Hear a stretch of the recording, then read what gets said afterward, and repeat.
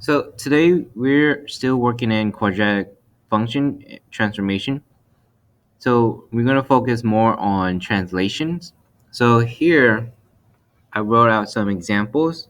Now first, if you look closely at the two examples at the top, they're both titled example 1.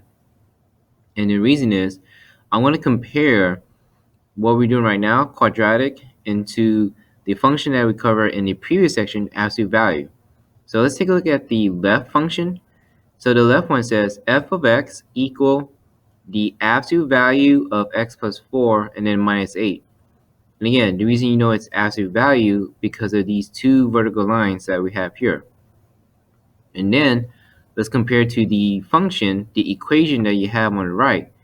So this one is f of x equals the square of x plus 4 and then minus 8.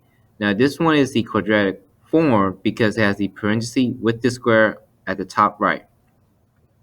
So if you look closely at between the two, then you see how inside with the x, for the absolute value, you have x plus 4, and then for quadratic, you also have x plus 4. In addition, both of them have minus 8 in the back. Right here on the left side, you have minus 8 behind the absolute value lines, and then you also have minus 8 on the right behind the parenthesis. So if we were to talk about the transformation, let's take a look at the first one, the one on the left. So the plus 4, that's with the x, behind the x, that means that it's going to translate left 4 units. And then the minus 8, which is behind the absolute value line, the one in the back, since it's minus 8, that means it's going to translate 8 units down, which shown right here. Now let's take a look with quadratic form or quadratic equation. Now, if it's the same x plus 4 inside a parenthesis, then we can safely say that it must be the same transformation as what we did with the absolute value equation. Same with the minus 8, we can say pi is the same, meaning translate down 8 units because it's in the back,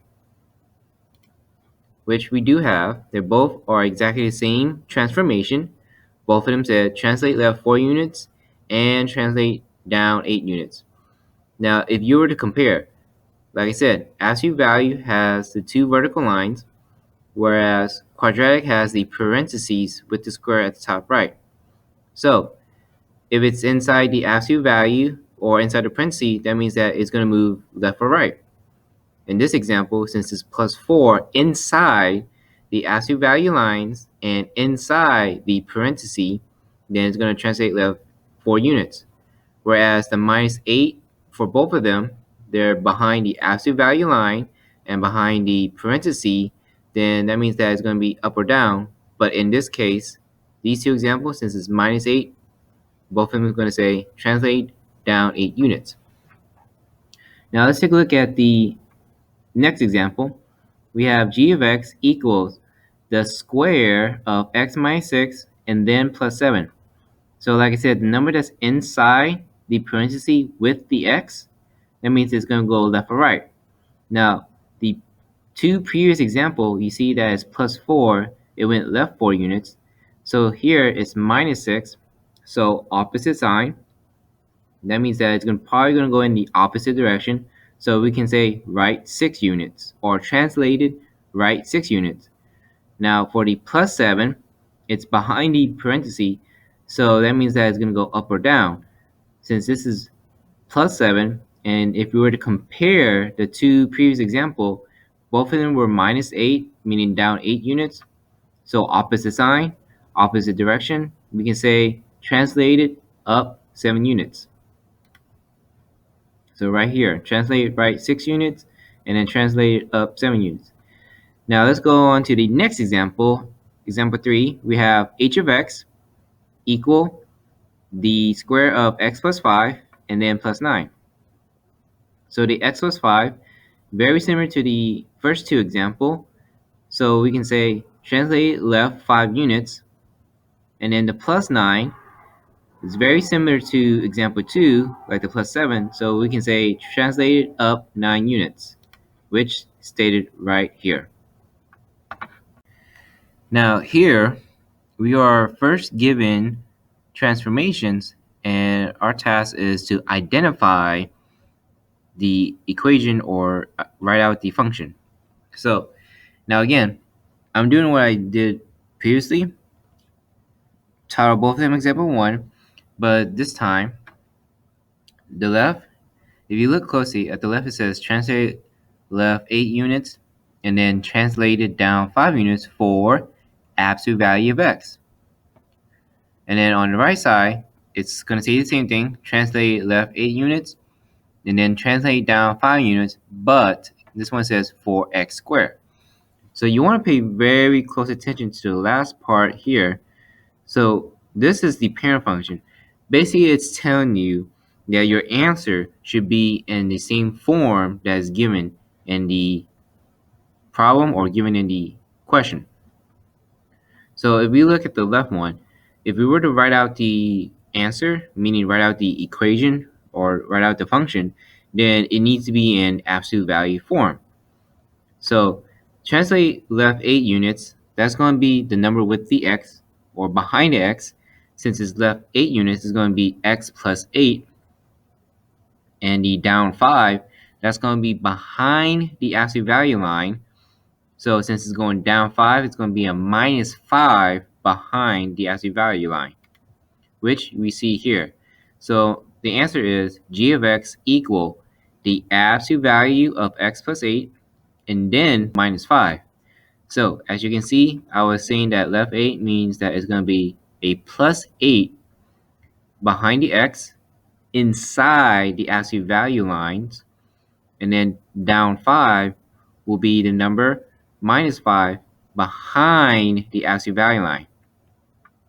So if we were to follow the same process what we did here for this part, where it's going to be for quadratic, the x squared, then it's going to look different. It's just that the left 8 will be the same as what you see in the absolute value equation, and then the down 5, same thing, a minus 5 behind.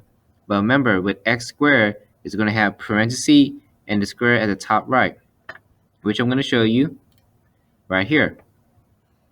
So again, I said it before, they're going to look different. Absolute value has the 2 vertical lines, whereas quadratic has parentheses and the square. But both of them said left 8 units, and as you can see, inside the absolute value lines, inside the parentheses, it's x plus 8. And then both of them said down 5. As you can see, minus 5 in both of them, behind the absolute value line and behind the parentheses. So again, it's very similar with the transformation. It's just that absolute value and quadratic just have different forms. It's just going to look different on the outside. Just make sure to pay very, very close attention to what you have in the question. So for example, here on the left side, you're writing the equation in absolute value form, whereas on the right side, you're writing in quadratic form. So make sure you pay very close attention to that so that you can write the correct equation when you're identifying the function with given transformation. Now, there's one thing I want to cover before we move on to the next example, which is this. Now, on the left side, we have h of x equals the absolute value of x plus 3. Now, here, with absolute value, you can see the 2 vertical lines and then the plus 3. Since the vertical lines are visible, you can clearly see that the plus 3 is behind. So from there, you can easily identify that it translates up 3 units.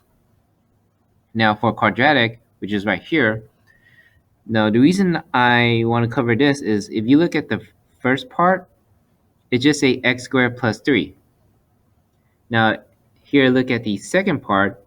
You see how I included parentheses on the x and in front of the square? So this is to help emphasize that the plus 3 is behind the parentheses.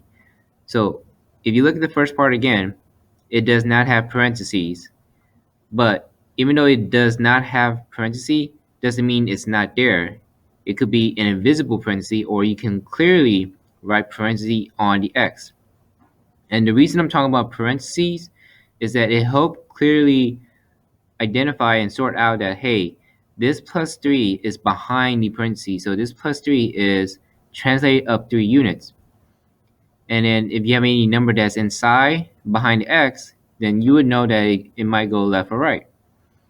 So even though the first part there is no parenthesis, it still means that if you have a plus 3, the way how it's written like this, it's still behind, and it just means up 3 units.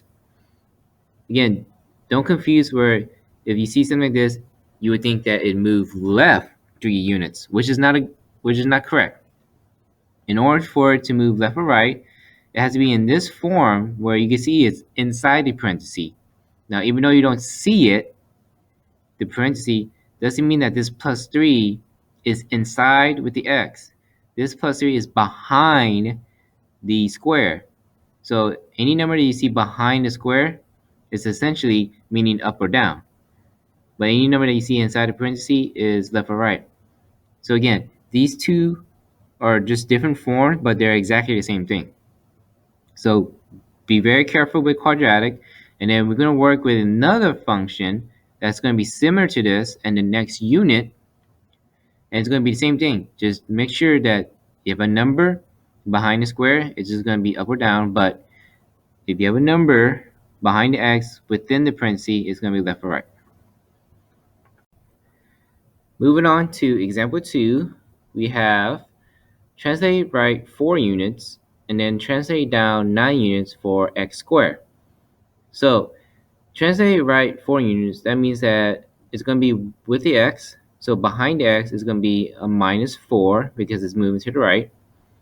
And then since it's translate down 9 units, it's going to be in the back. Since it's going down, it's going to be minus 9. So essentially we're going to see x plus 4 and then a minus 9. So right here, our answer is k of x equal the square of x minus 4 and then minus 9. The minus 4 matches with translate right 4 units, and then the minus 9, which is behind the parenthesis, behind the square, for down 9 units. Now let's move on to the next example, example 3. It says translate left 5 units and then translate up 7 units for x squared. So again, quadratic. Now left 5 means that it's going to be with the x, so behind it will be plus 5 for moving to the left, and then it says translate up 7, so that means that it's going to be the number behind the parenthesis, behind the square. Since it's moving up 7, it will be a plus 7. So here's our answer. P of x equal the square of x plus 5 and then plus 7. So the x plus 5 matches with left 5 units, and then the plus 7, which is behind the parenthesis, behind the square, matches with up 7 units. So this is the correct equation for these two given transformations.